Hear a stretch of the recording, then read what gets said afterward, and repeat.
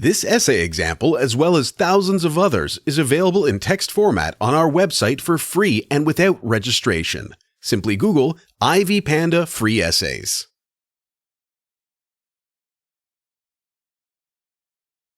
The Swamp Dweller is a play that captures the intrinsic interplay of relationships between members of the family. The Swamp Dweller talks about the urban and remote society, the confrontations between the older and younger people, the battles between the old and the new in the society, the love for modernism, the existence of supernatural beings, the love of the swamp, and the existence of harsh forces of nature, among other problems. Among the research and different articles on the play, scarcely discovered any attention on family ties, love for family, and indications of love in small quarrels between the wedded in the play.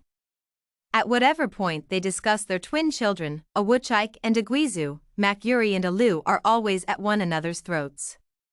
Soyinka states that their tiff bears the affirmation of profound love for one another and for their future eras, and shows extraordinary sympathy toward family ties in a helpless condition amid the transitional period. The Swamp Dweller captures the family relationships and the personal and cultural tensions existing in human relationships in his renowned play, The Swamp Dwellers. The play captures the life and times of an African society and goes beyond to reflect on the tensions, struggles, calamities, problems, and conflicts that exist in the human community globally. Metaphorical imaginations have been brought into the play, and they assist in reflecting the ways of human life. The play may have captured the Yoruba community of Nigeria, but what comes out of it is that it crosses borders to capture the attention of international human rights. The play concentrates on social changes within the society. The play depicts the frustration, disappointment, and tension that ruin a society built on money, disregarding human relationships. There exists a problematic relationship between the older and younger generations who pull in different directions with the aim of making a superior life. There is also a bitter relationship between custom and innovation. The play shows the bitter relationship between the religious leaders and their followers. Religious leaders like Kadii are very greedy and corrupt, and they become fatter from accepting gifts from followers. The religious leader took advantage of the fear of his people to exploit them. This is a form of corruption that cuts the human relations with one another. At the beginning of the play, we see the indications of a verbal quarrel between Alu and Makyuri. Alu appears more anxious than Makyuri, and she is always bothering the family. Alu has been holding up for her dear child. When performing her family chores, she endeavors to peep at the door with a desire for their son's return. The play begins with her question blended with enthusiasm for their child. Her remark on Makuri's approach towards their son depicts the existence of a nasty relationship with her spouse, and Makuri's answer intensifies tension.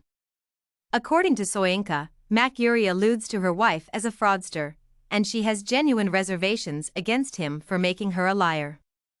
Alu likens her husband to a dead person when he refuses to look for their lost son. Alu angrily slaps herself on the arm to keep the fly from gnawing it, and Makyuri alludes this behavior to Alu's maturity and sickness. From this, we see that the limitation and obstacle to meaningful human interactions is the presence of children in our midst. Alu is more concerned with her son, a Wochike, than Makyuri, and a Wochike's disappearance brings about arguments. A true mother is looking for her son, as she fears for the worst that the son is no more.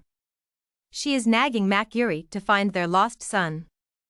Makyuri is not deterred as he believes that a Wochike went to the city because the city promises a good lifestyle. A Wochike disappearance causes frustration in the entire village of swamp dwellers and in his homestead. His disappearance leads to heated arguments between Alu and Makyuri as tension intensifies regarding his whereabouts.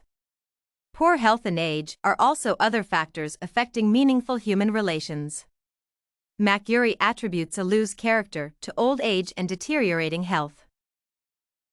From the conversation between Alu and Makyuri, it is seen that a love relationship between a Wochike and Desala exists. From the play, one might blame Desala for breaking the relationship between a Wochike and his family for her desire to live an urban life. Desala was an urban girl willing to make love to his boyfriend. She was not willing to make love in the village, and she compelled her boyfriend to move to town so that they would do it. This brings out her love for a Wochike, though it cuts the relationship between a Wochike and his family. A Wochike is an ambitious man who has reservations about life in the swamp with its hardships. He takes a journey to the city to look for a better life, and this ends his relationship with his parents. His love for Desala and the thought of living far away from home is more compelling than his desire for fortune-seeking. The little money he makes is for his comfort and to win Desala's love. One may accuse a Wochike of his desire to cut the association with his own family in the swamp, to break the customary family relationship, to overlook society and custom, and to keep away from rural life. Even if a Wochike breaks his family bond, he goes ahead to make another family bond with his wife, Desala, in the city. This will be a young family bond as they will be starting a family.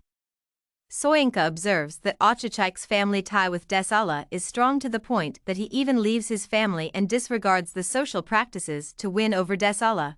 He indicates genuineness to Desala by moving himself from the village to the city. From the relationship between a Wochike and Desala, the need to build one's family is a recipe for poor family relationships.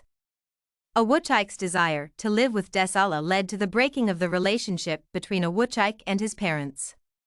The desire of the younger people to work and live in the city is another limitation to meaningful human interactions, just as Desala and a Wochike did. Makyuri speaks profoundly of his son a Wochike, although it is evident that he has some worry over his son's life in the city. The two married couples always engage each other in trivial matters.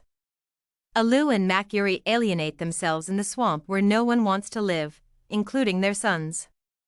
This is because they live in a society coupled with violence and corruption.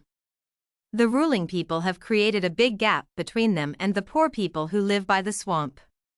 This has created a society that has very poor human relations. If you want to find more works like this essay on the swamp dwellers by Wole Soyinka, head over to ivypanda.com. It has a collection of free samples with thousands of submissions covering virtually all academic subjects. No registration required to access it.